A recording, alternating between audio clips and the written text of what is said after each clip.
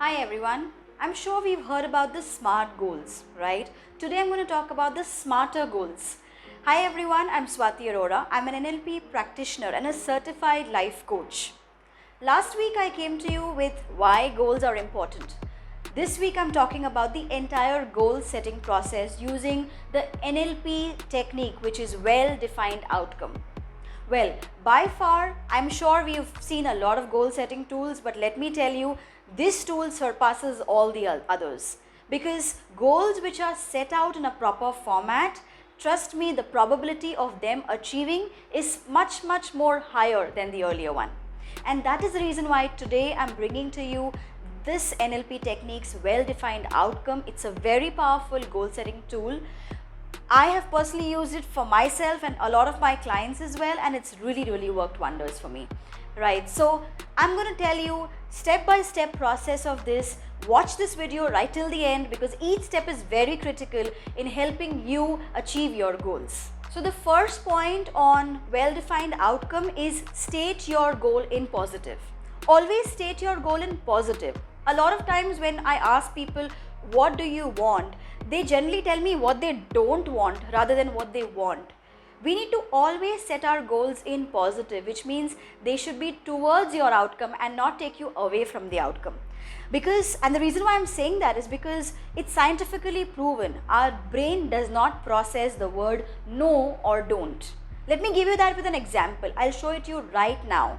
Okay. Imagine if I were to tell you, don't think about that amazing beach vacation that you had last time. Don't think about the cool breeze that was flowing in from the sea. Don't think about the chilled glass of beer that you had in your hand. Well, I bet by now you already had that, you're already imagining that beer glass in your hand and that chilled beach vacation, isn't it? That's exactly what the power of no is. When we tell our mind not to do something, the mind obviously starts on doing that thing. So rather than saying, I don't want to lose my job, I would rather say, I want to work on keeping my job stable or I want to get a better job, right? Rather than saying, I don't want to get anxious when my boss scolds at me, I would rather say, I want to work on maintaining my state of mind when my boss scolds at me. Rather than saying, I want to lose 30 kgs, I would say, I want to become fit or I want to gain this much weight by the end of this year. That's what I'm saying, state your goal in positive. The next point about the well-defined outcome is evidence frame or the evidence procedure, which means what will happen when your goal is realized or accomplished. Now this is very important because a lot of times people don't know what will happen, what their goal is, and that's why I say I combine this point with being specific. Involve all your senses, your VAKs, your visual, auditory and kinesthetic senses, and see what exactly will you feel, what exactly will you hear, what exactly will you see when your goal is accomplished. For example, I'll just give you an example. A lot of people say, I want to be a successful businessman by the end of this year. Well, is that a specific evidence procedure? I would say no, because success, the definition of success could be different for different people. It could be different for me, it could be different for you. What exactly are you looking at when you accomplish that goal? I want to be a successful businessman, which means I will have 2 offices by the end of this year. I will have so much money in my bank balance as a saving, or I will have so many employees working for me, etc, etc. That's how you will say that it's a specific goal involving all your VAKs, involving an evidence frame as well.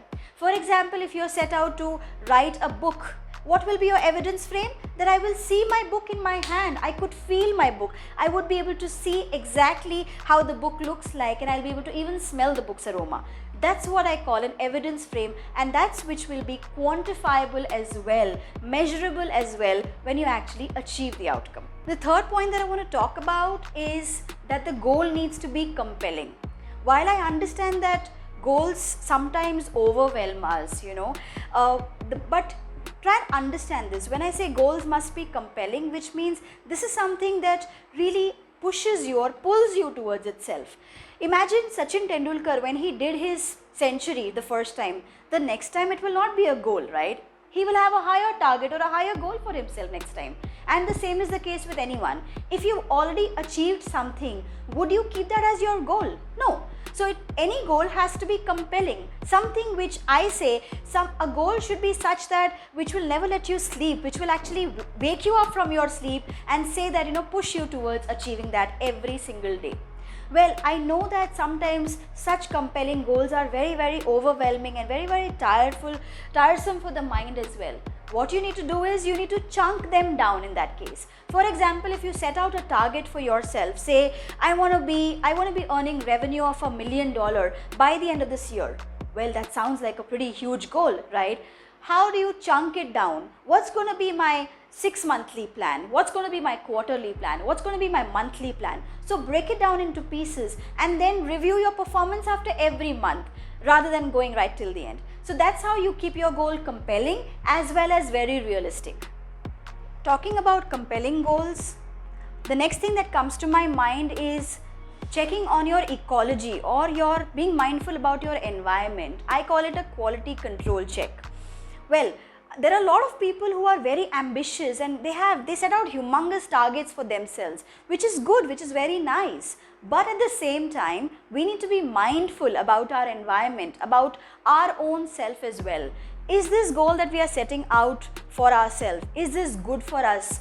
Is it good for my health? Is it good for my finances? Is it good for my personal relationships with others? Or is it going to damage any of these in any way? Run that quality control check. Be a devil's advocate. Look at this aspect from a feet above and say, is this going to help me or damage my relations in some way? And is there a better way to do it? So basically, this ecology check allows you to look at the goal from a realistic approach, yet keeping your environment in mind. The next point is that it has to be a self-initiated and self-maintained goal. Well, a lot of times we design our goals because we've been urged or pushed by someone. My father wants me to become something, or my husband wants me to become something, or my friend wants me to pursue something. This goal will not ever be successful. You need to design your own goals because you want to do it, not someone else wants to do it. The second is it has to be dependent on you only. For example, it should not be dependent on someone else. I'll give you an example for that. A lot of times I ask people and they say, I want to get a promotion next year in the appraisal cycle, or I want to marry this girl, or I want to take up this new job. Well, I would say that's not a well-defined goal as well. Why? Because while it is self-initiated or while it is started, but is it in your hand? Is it really completely dependent on you? Getting an appraisal involves someone else as well. Getting a yes for a marriage proposal involves someone else's decision as well. I would rather put it in a way where I say, I would work towards getting myself competent enough to get that appraisal. Or I would say I would work towards, giving a very impressive marriage proposal to that girl. That's what I say is a self-initiated and self-maintained goal. But if you keep an outcome also, which is not in your control, that's not a good, well-defined goal. That brings me to the last point of the well-defined outcome, but this is the most critical point, which is state the resources that you need to achieve this goal. Well, in NLP, we believe completely. NLP says that we have within us all the resources that we ever need, which means if you want something to be done, there is nothing which can stop you. And that's exactly why baking in the resources in your goal setting process is also very, very critical. How you can bake in the resources is by being mindful and by actually listing down what resources do you already have to achieve your outcome.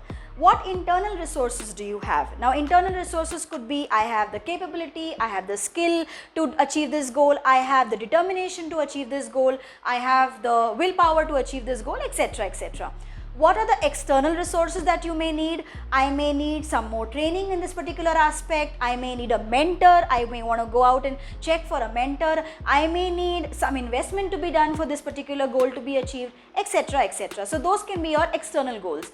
And this listing down of your internal and external goals, external resources, will allow you to help and go towards your goal in a much faster and organized way. And that's very important in the entire goal setting process, that you actually take a step ahead and say, how am I going to achieve them now?